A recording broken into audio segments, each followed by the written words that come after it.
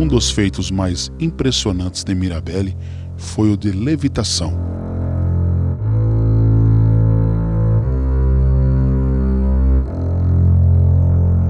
O fenômeno foi observado e fotografado por muitas pessoas. Até hoje em dia, as opiniões se dividem quanto à veracidade dos seus poderes. Mas e você? No que acredita?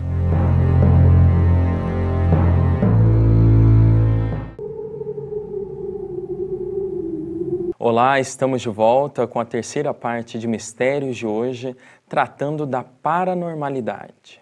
Márcia, quem seriam essas pessoas que teriam a capacidade de promover esses efeitos paranormais? É uma espécie de merecimento? Não.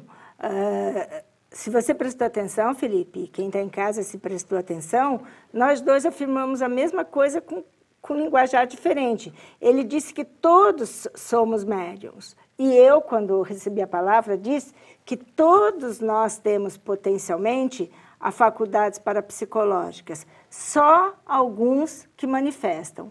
Então, todo ser humano pode, em algum momento da sua vida, ter um fenômeno parapsicológico. Se acontecer excepcionalmente, muito raramente, não dá importância nenhuma. Leva na brincadeira, né? Eu vou falar uma coisa, o Norberto abre a boca, fala juntinho, a gente brinca, bate na mesa, né? Fala Isola, que vai ser compadre. Não dá importância nenhuma. Quando começa a ser um pouquinho mais frequente, é que chama a atenção. Mas são faculdades humanas que todos os seres humanos têm e em algum momento da sua vida pode manifestar-se. Sim. Norberto, se esses efeitos paranormais, eles realmente existem, por que até hoje ele não foi comprovado, eles não foram comprovados, né? A gente tem o caso do ilusionista canadense James Randi, que oferece há anos R$1 milhão para quem provar que esses fenômenos são reais. Por que ainda não provaram? É só uma questão de estudar. Se esse pesquisador, esse oferecedor aí da recompensa para um fenômeno desse aí que nós estamos citando, lesse as experiências de William Crookes, ele veria o que foi descrito lá, não só de Crookes, como de outros pesquisadores que se propuseram a desmistificar os fenômenos paranormais, que a parapsicologia ela é mais recente do que o Espiritismo é 1857, a revelação dos espíritos, só que os fenômenos espirituais sempre existiram em toda a humanidade. Haja vista que os bruxos, que eram médiuns de efeitos físicos na Inquisição, eram queimados. Os profetas lá atrás falavam com o fogo, falavam com os deuses, que não eram nada mais, nada menos do que espíritos se comunicando com eles. E eles transcreveram, eles interpretaram a mensagem espiritual e passaram para o hominal. Do espiritual veio para o hominal. Por quê? Porque nem todos têm a capacidade de sintonizar aquele espírito. Voltando a Chico Xavier. Chico Xavier e Emmanuel era unha e dedo. Emmanuel não estava no ouvido do Chico cochichando, ele emitia o seu pensamento e só Chico pegava. Por quê? Porque ele tinha um sintonizador. Da mesma forma que vocês estão aí sintonizados na TV, se vocês quiserem mudar de canal é só mudar o botãozinho. Apertou o controle remoto e não precisa mais nem encostar na televisão, hein? Olha que mágica! Não precisou ir à televisão. À distância você muda, você altera a sintonia. Da mesma forma, os médiuns sintonizam espíritos. Os espíritos brincalhões, charlatães, zombeteiros se prestam para auxiliar os ilusionistas que, em determinada situação, perceberam a sua capacidade e extrapolaram. Em vez de fazer o bem, se utilizam disso. Por isso que são oferecidas recompensas, esse pesquisador oferece a recompensa. Mas se ele vier a um trabalho espiritual sério, a um trabalho com espíritos afins que estão ali para levar o conhecimento, para levar o esclarecimento, para mostrar que fora da caridade não há salvação, ele provavelmente mudaria a sua opinião a respeito. Uhum. Bom, como sempre, elogio sempre o discurso do Norberto, porque ele se expressa muito bem. Mas a ciência não está aqui para avaliar a maneira eloquente como você se expressa. As experiências do William Crookes provam que existem os fenômenos de efeitos físicos. Um bom observador, com isenção de ânimo, vai ver que não prova que os espíritos dos mortos são os responsáveis por aqueles fenômenos. Tanto é que nas experiências com a senhorita Golliger, põe um obstáculo material, o fenômeno prova que era o corpo dela e não um espírito desencarnado.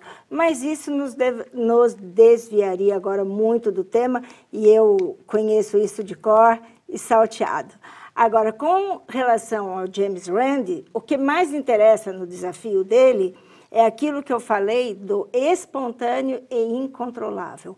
O fenômeno parapsicológico existe. Então, o desafio, Felipe, não é provar que existe, é que reproduza na frente dele sem trucar, porque ele é um grande mágico.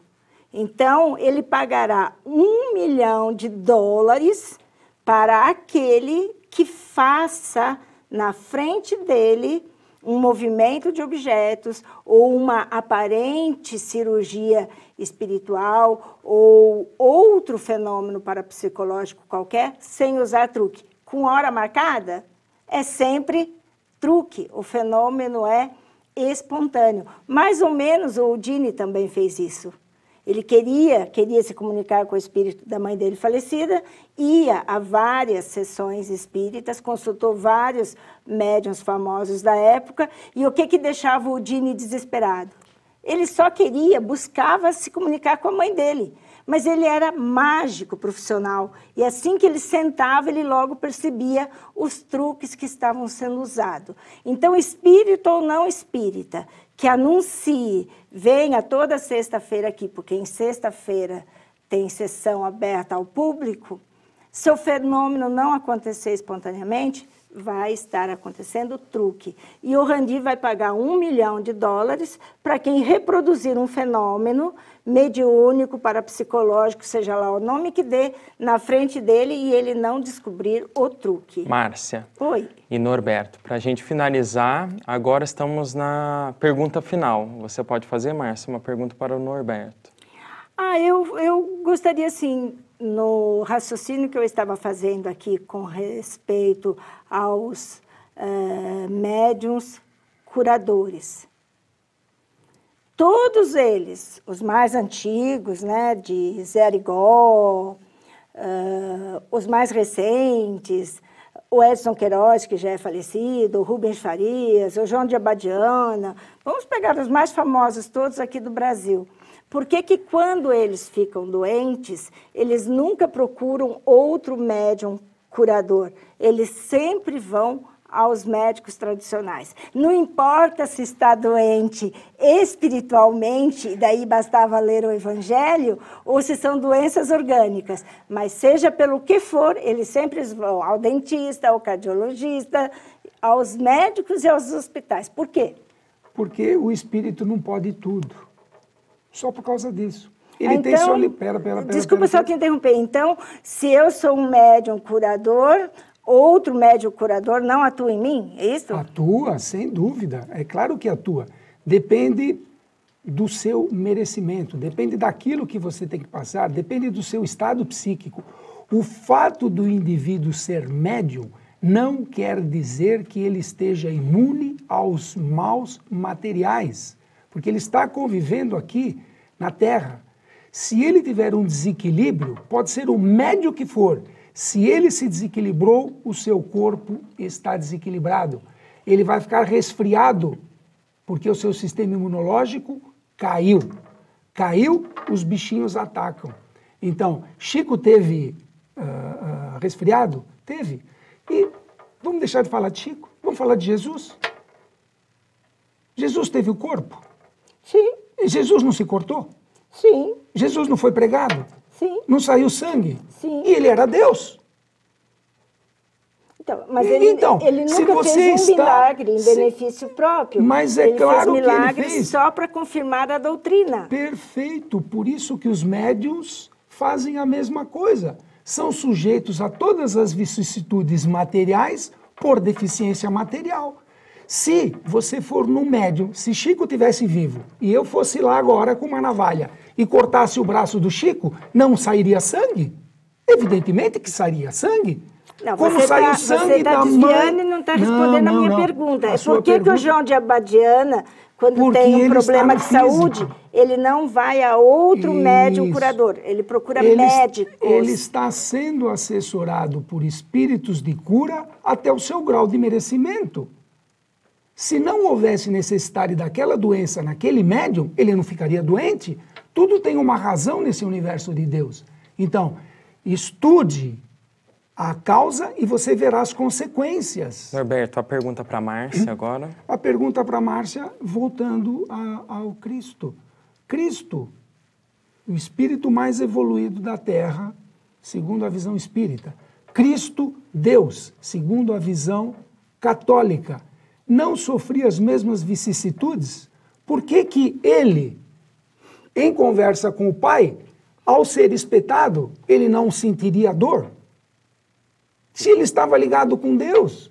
Então, quando você está na carne, você sofre todos os problemas da carne.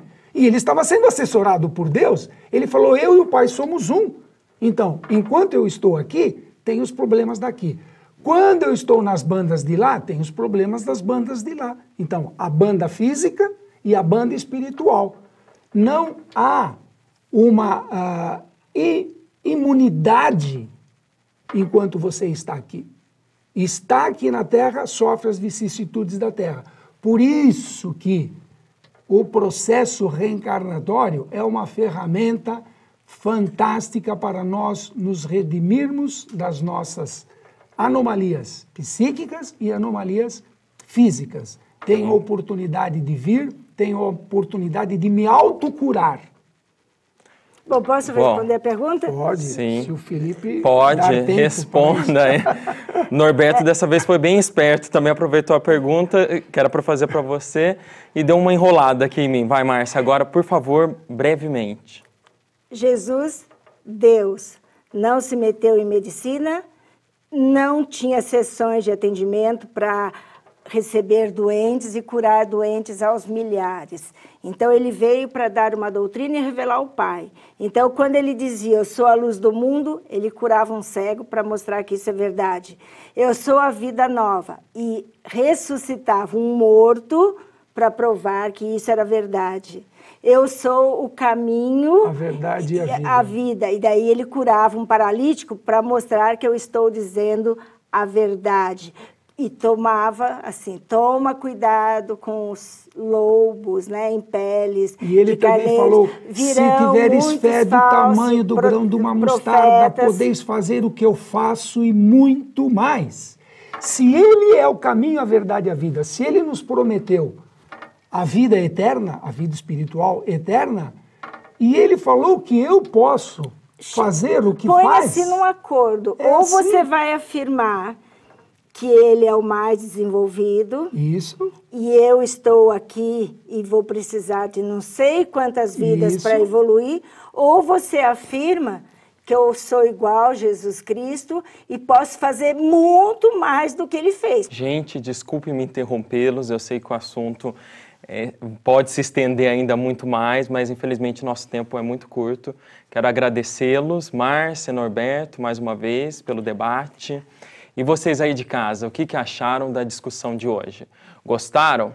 Vão lá no nosso vídeo, dão um gostei no YouTube e também nas nossas redes sociais você pode deixar a sua opinião.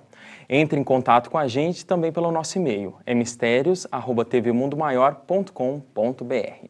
Um grande abraço e até a próxima.